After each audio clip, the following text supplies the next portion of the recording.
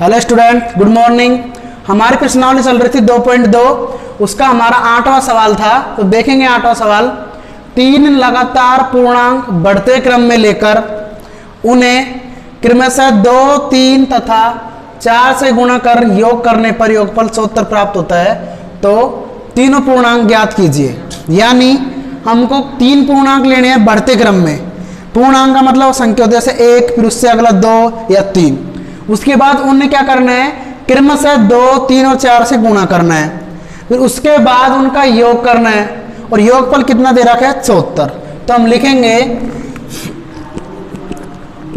माना पहला पूर्णांक। हमारा पहला पूर्णांक क्या मान लिया हमने, x हो गया हमारा पहला पूर्णांक। तो इसी क्रम में दूसरा पूर्णांक हो जाएगा x प्लस 1, दूसरा हो गया। तीसरा पूर्णांक क्या हो जाएगा हमारा, तीसरा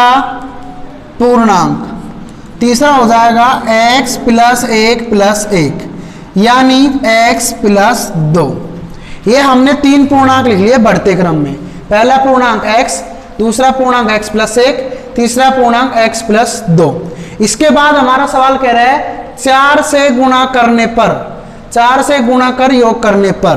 तो हम लिखेंगे यहां पर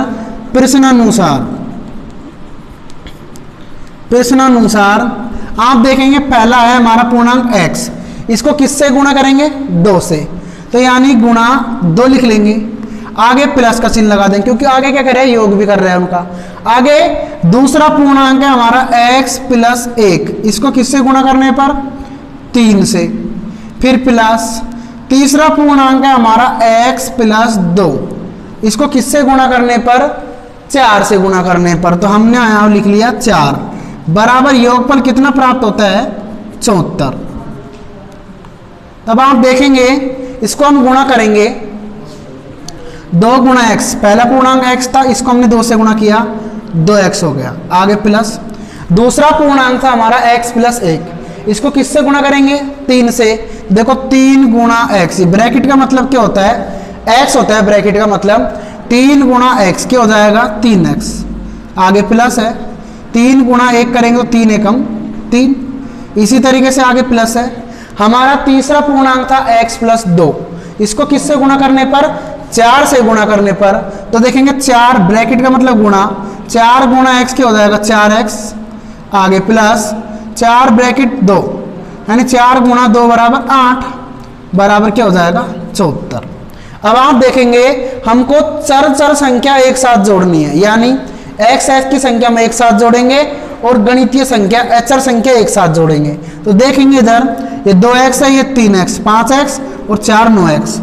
x की संख्या तो हो गई हमारी 9x, प्लस गणित की संख्या 8 प्लस 3 क्या हो गया, 11। यानी x की संख्या हमने जोड़ ली, वो तो हो गए हमारे 9x और गणितीय संख्या हो गई हमारी 11। बराबर में क्या लिख देंगे हम, 74। अब आपको पता है ऐसी कंडीशन में हम क्या करते हैं, चर का मान निकालते हैं, x का मान निकालेंगे।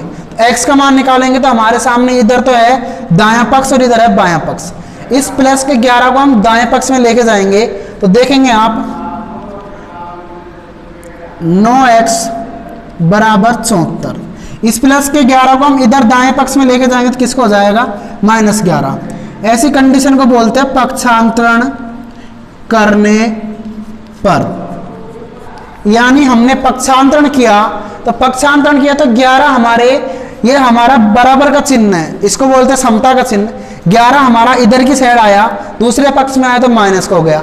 तो आप देखेंगे 9x बराबर, हमने 74 में से 11 घटा देंगे तो 4 में से 1 गया तो 3 बच गया और 7 में से 1 गया तो 6, यानी 9x बराबर हमारा क्या है, 63। अब हमको x का मान निकालना है, तो आप देखेंगे x बराबर, ये 63 है। मैंने आपको बताया था पहले की वीडियो में कि 9x है, तो 9 किसके रूप में होते हैं, गुणा के रूप में, यानी गुणा के रूप में है और हमको x का मान निकालना है। तो गुणा की संख्या कहाँ चल जाएगी, बट्टे में या भाग में। तो ये 9 नीचे आ गए, तो हमारा x का मान देखो आप, 9 का भाग दे देंगे हम 63 में, तो 9 7 63, यानी हमारा x बराबर क्या आ गया, 7 आ गया। x हमने क्या माना है, पहला पूर्णांक। तो आप देखेंगे इधर हमारा पहला पूर्णांक, यानी पहला पूर्णांक हमारा था x, जो हमारा क्या है, x बराबर 7। पहली पूर्णांक संख्या हमारी क्या आ गई, 7 आ गई। इसी तरह हमारा दूसरा पूर्णांक है x प्लस 1, तो हम इधर दूसरा पूर्णांक निकालेंगे। दूसरा पूर्णांक हमने माना है x प्लस 1, तो आप देखेंगे x का मान कितना है, 7 प्लस 1 बराबर दूसरा पूर्णांक क्या हो गया हमारा 8। पहला पूर्णांक क्या हो गया हमारा 7, दूसरा पूर्णांक x में हमने 1 जोड़ दिया, यानी x का मान 7 है, 7 में 1 जोड़ दिया, दूसरा पूर्णांक हमारा हो गया 8। इसी तरीके से हमारा तीसरा पूर्णांक है x प्लस 2, तो हम लिख लेंगे तीसरा पूर्णांक।